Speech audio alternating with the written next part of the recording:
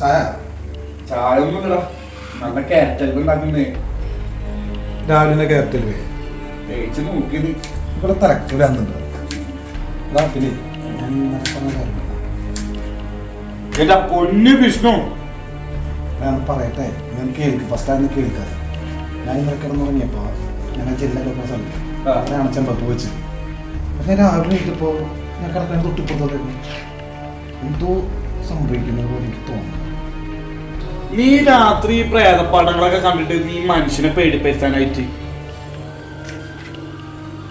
ഞാൻ ഉപയോഗിക്കുന്നതേ നിന്നോട് പറഞ്ഞാൽ മനസ്സിലാവില്ല. പോയ പതൂരി ചെമ്പകപ്പൂ അവിടെ ഈ പൊട്ടൻ എന്താണ് ചെമ്പ മരത്തിൽ തട്ടി പോയിരിക്കണത്? ഇവര് വട്ടായ എടാ ലളിത, നീ എന്നെ കളിയാക്കി. പക്ഷേ എനിക്കെന്തോ ഒരു പന്തികേട് തോന്നുന്നുണ്ട്. കാരണം ഈ ചെമ്പക മരത്തിലുള്ള ഈ ചെമ്പകപ്പൂക്കൾക്ക് എന്നോടെന്തോ പറയാനുണ്ട്. അതെന്താണെന്ന് എനിക്ക് മനസ്സിലാവുന്നത്. നീയാണെങ്കിൽ എന്നെ മനസ്സിലാക്കുന്നത്. നീ ഒരു കാര്യം ചിന്തിക്കണം.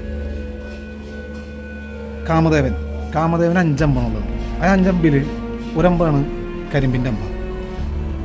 അതെ, കരിമ്പുണ്ട്. രണ്ടാമത്തതും ചെമ്പകപ്പൂവിൻ്റെ അമ്പാണ് കാമദേവൻ്റെ ഉള്ളത്.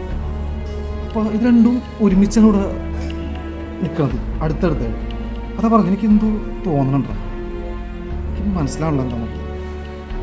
ചെമ്പകപ്പൂ, കരിമ്പ്, പിന്നെ നിന്റെ കാമദേവൻ, അമ്പും ബില്ലും. നിനക്ക് അസല് വട്ടണം, നിനക്ക് അസല് വട്ടണം. നിനക്ക് വന്നേ, നീ എനിക്കൊരു സമാധാനം തരും വിഷ്ണു. ലളിത, നിനക്ക് സമാധാനം വേണമെങ്കിൽ മറ്റുള്ളവരെ മാറ്റാൻ ശ്രമിക്കരുത്. നിന്റെ ചിന്ത അത് നീ ആദ്യം മാറ്റണം. നിനക്ക് ശരിക്കും വട്ടായതാണാ?